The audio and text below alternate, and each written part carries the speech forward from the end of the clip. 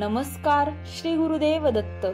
श्री गुरुदेव दत्तांच्या श्री गुरुचरित्र या प्रभावी ग्रंथाच्या अध्यायांचे मराठीमधून कथासार आपण पाहणार आहोत. त्याचप्रमाणे श्री गुरुचरित्र ग्रंथाचे साप्ताहिक पारायण देखील लवकरच उपलब्ध करून देणार आहोत. त्याचा सर्व भक्तांनी लाभ घ्यावा. त्यासाठी आत्ताच आपल्या श्री गुरुदेव दत्त वाहिनीला सबस्क्राईब करा. श्री गुरुदेव दत्त. श्री गुरुचरित्र अध्याय 25. गर्विष्ठ ब्राह्मणांचा जयपत्राविषयी हट्ट. ओम श्री गणेशाय नमः. श्री सरस्वते नमः. श्री गुरुभ्यो नमः. श्री कुलदेवतायै नमः.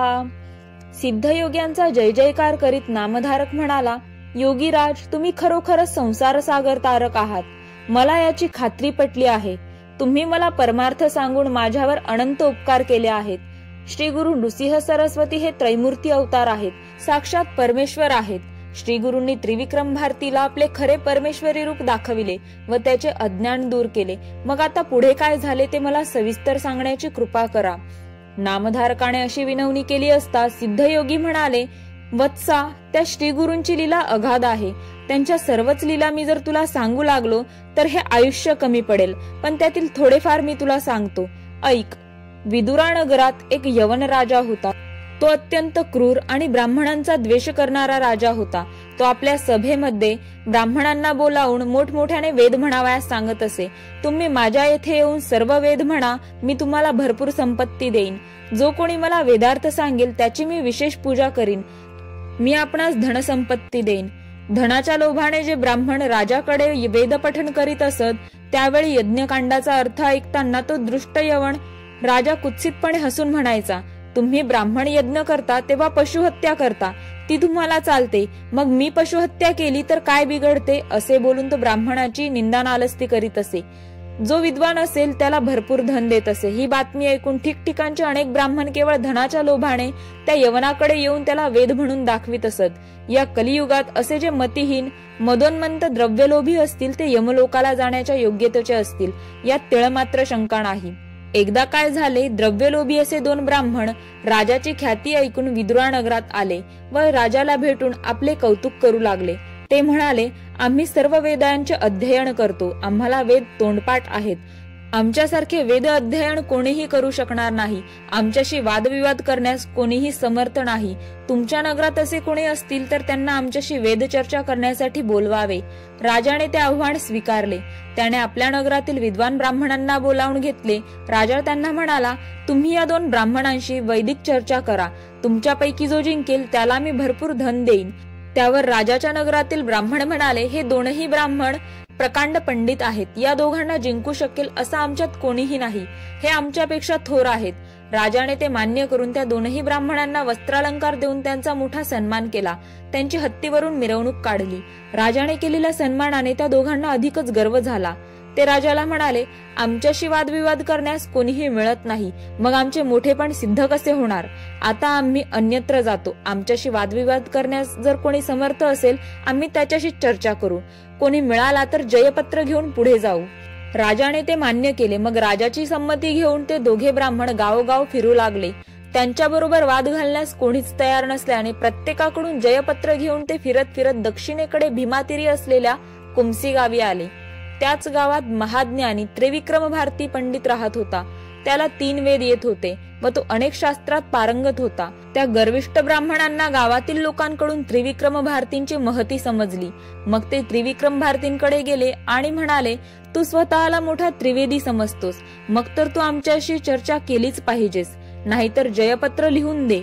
त्या ब्राह्मणांचे हे उन्मत्त बोलणे ऐकून त्रिविक्रम भारती म्हणाले, अहो, 3 कसले, एक सुद्धा वेद येत नाही. मला वेदातले काहीही कळत नाही. जर मला वेदशास्त्र येत असते तर मी येथे अरण्यात कशाला राहिलो असतो? मला जर वेद येत असते तर सर्व राजांनी मला वंदन केले असते. ज्याजवळ असलेले सर्व सुखभोग माझ्याकडेही असते, पण मला काहीच येत नाही. म्हणून तर मी असा संन्यास वेश धारण करून अरण्यात राहतो. मी एक सामान्य भिक्षुक आहे. तुमच्याशी बरोबरी मी नाही करू शकत. त्रिविक्रम भारतीचे हे बोलणे ऐकताच ते दोन्ही ब्राह्मण भयंकर संतापले. ते म्हणाले, आमच्याशी वादविवाद करण्यास या जगात कोणीही नाही. आम्ही सगळी राज्य फिरत आलो आहोत, पण आमच्याशी बरोबरी करू शकेल असा कोणीही नाही. आता आम्हाला जयपत्र लिहून दे. नाहीतर आमच्याशी वादविवाद करण्यास तयार हो. त्रिविक्रम भारतीने त्यांना अनेक प्रकारे समजविले, पण ते काही केल्या तयार होईनात. त्रिविक्रम भारतीने विचार केला, या ब्राह्मणांना भलताच गर्व चढला आहे. हे लोकांचा अपमान करीत असतात. आता यांना चांगली शिक्षा झाली पाहिजे. त्रिविक्रम भारती त्या ब्राह्मणांना म्हणाले, आपण गाणगापुरात जाऊया. तेथे आमचे गुरु आहेत. त्यांच्या समक्ष तुम्हाला जयपत्र दिले जाईल. त्या दोघांनी मान्य केले. ते मेन्यात बसून गाणगापुराकडे निघाले. त्रिविक्रम भारती सारख्या परमज्ञानी पुरुषाला पायी चालत येण्यास लावले. यामुळे ते अल्पायुषी झाले. गाणगापुरास आल्यावर त्रिविक्रम भारतीने श्री गुरूंच्या पाया पडून त्यांना सर्व हकीकत सांगितली. श्री गुरूंच्या सर्व काही लक्षात आले.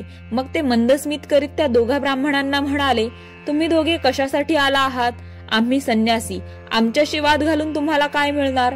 समजा तुम्ही आमचा पराभव केलात तर काय होईल? आम्ही बोलून चालून संन्यासी. आम्हाला हार जीत सारखीच.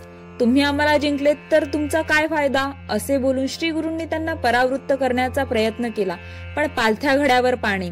विनाशकाले विपरीत बुद्धी हेच खरे. ते ब्राह्मण म्हणाले, जयपत्र मिळवणे ही आमची प्रतिष्ठा आहे. तेव्हा आमच्याशी चर्चा करा, नाहीतर दोघेही जयपत्र लिहून द्या. मग श्री गुरु त्यांना म्हणाले, ब्राह्मणांनो, इतका गर्व योग्य नव्हे. गर्व सर्व विनाशांचे मूळ आहे. या गर्वामुळेच बाणासूर, रावण, कौरव लयाला गेले.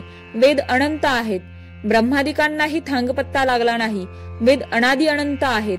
त्याविषयी आपण कसली चर्चा करणार? तेव्हा गर्व सोडा. तुम्ही स्वतःला चतुर्वेदी म्हणवता, मग वेदांतांविषयी तुम्हाला काय माहित आहे? श्री गुरूंनी त्यांना परोपरीने समजावण्याचा प्रयत्न केला, पण त्याचा काहीही उपयोग झाला नाही. ते ब्राह्मण अत्यंत गर्वाने म्हणाले, आम्ही 3 वेदांचे सांगोपांग अध्ययन केले आहे.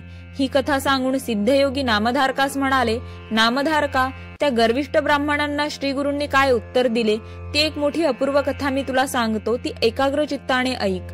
अशा रीतीने श्री गुरुचरित्रामृतातील गर्विष्ठ ब्राह्मणांचा जयपत्राविषयी हट्ट नावाचा अध्याय 25वा समाप्त. श्री गुरु दत्तात्रयार्पणमस्तु. या पुढील भागामध्ये आपण अध्याय 26वा पाहणारच आहोत. आत्ताच आपल्या या व्हिडिओला लाईक करा. जास्तीत जास्त भक्तांपर्यंत हा व्हिडिओ शेअर करा. अध्याय श्रवणानंतर श्री गुरुदेव दत्त नामाचा कमेंट्स मध्ये जास्तीत जास्त वर्षाव करा. आत्ताच आपल्या श्री गुरुदेव दत्त वाहिनीला सबस्क्राईब करा. धन्यवाद. श्री गुरुदेव दत्त.